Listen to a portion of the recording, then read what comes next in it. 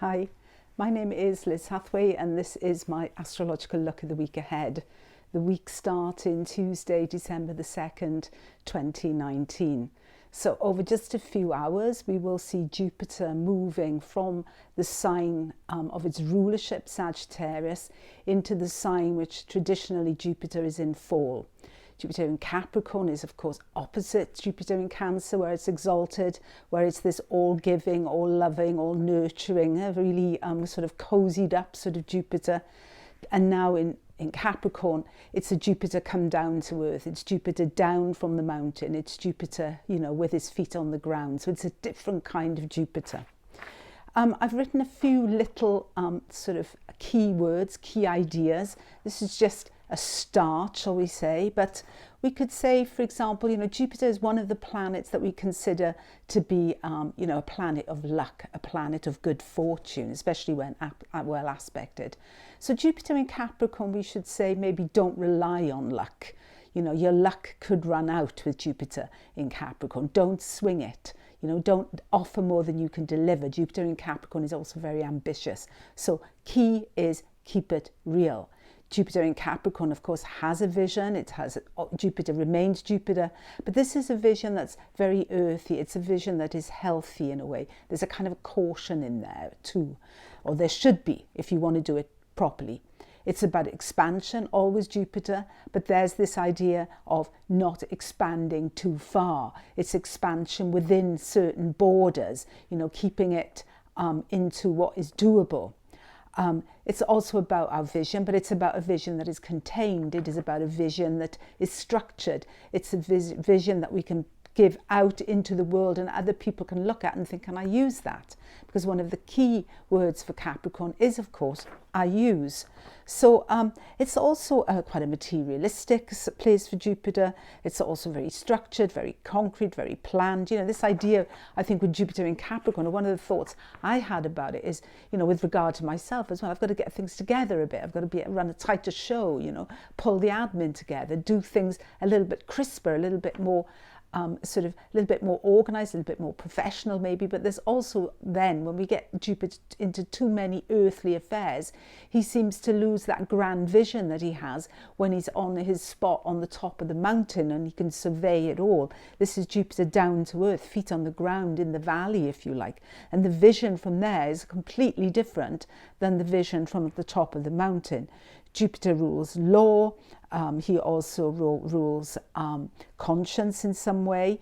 We might imagine, therefore, like one of the things I thought of as well, we could see, for example, people doing less long distance travel, because as we are more concerned with the state of our planet, it becomes less easy or less interesting for a lot of people. I forget who it was, but some big star recently just cancelled his whole tour because he didn't want to have all that carbon sort of footprint, people flying from all over the place to see him play in some exotic spot in the world. So I think this whole thing of travel is going to be coming down to earth as well, which is also Uranus in Taurus, a slow travel over the land, I think is going to be one of the trends for this year.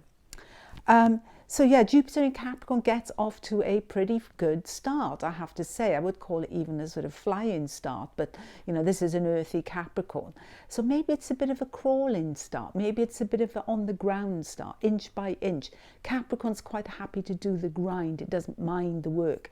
And if we work inch by inch, we can move forward as well. We will get there in the end. I think Jupiter in Capricorn is like those, those ancient pilgrims who used to do things crawling on their knees, It could be something like that, but because what we've got on Tuesday is Mercury sextile Pluto, for example. This is like how the welcoming committee, if you like, for this Jupiter in Capricorn is Mercury in Scorpio, now direct, on speed, sextile Pluto, saying big ideas, but deep. These are deep ideas. These are about psychological concerns. These are about changes that we can make to our way of thinking. It goes really deep. And Venus is in Capricorn, so what is she passionate about? She too is passionate about earthy things. She's also quite, not quite a breadhead, but could be a bit. But she also has a practicality, a sort of hands-onness to her. And she's sextile Mars in Scorpio. So there's this strong arm. Mars in Scorpio is a powerful Mars. He can shift mountains. So this is the energy around that Jupiter moving into Capricorn. There's a whole bunch of planets there waiting to welcome him. We've got Venus in there, we've got Saturn in there, we've got Pluto, all the big guns are there. So, something has to change because we're talking cardinal signs. We are talking, one of the solstice points here, right? So these are turning points. These are points where we have to start to do things differently. So all the grand ideas, we did that last year. Now we need to look at them and see which of those ideas we can run with, we can plant into the ground, and it's going to grow into a spectacular oak or whatever. And I think the welcome committee there is pretty brilliant. It might be a call with Venus as well on the South Node as well on Tuesday. There might be an element of cutback or, reviewing finances, looking at where our money goes. These are all sort of Jupiter in Capricorn concerns, so that we've got the money to do the things we really want to do. There's a kind of a sparingness to these Capricorn planets. Capricorn does not like a lot of frills. It's kind of quite able to look at the pennies, to look at the small things. And as I say, all these small things add up to a lot.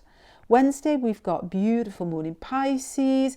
I always find Pisces very adaptable, go with the flow. We can get a lot done, multitasking. These are all things that the moon in Pisces is really good with. The moon is also conjunct Uranus. It's going to be sextile Saturn. So yeah, there's a lot of moon activity, a lot going on Wednesday. And the Mars is trying the North Node as well. So we can shift a lot of, stuff if we want to on Wednesday. We can get a lot of things out of the way, tie up ends, move forward, North Node. But then as we get into the weekend, it gets a little bit more problematic. We have Sun square Neptune on Sunday.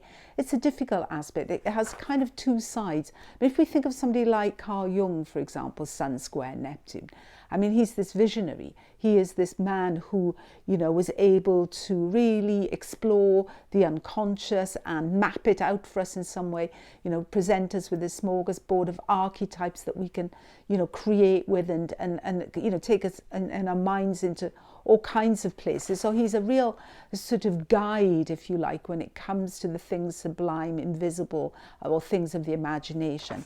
So there are people who very definitely do Sun square Neptune positively.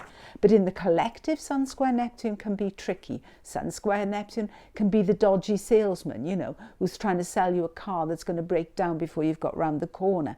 It has a slightly deluded feel, particularly with regard to travel, religion, faith, hope, these kinds of things.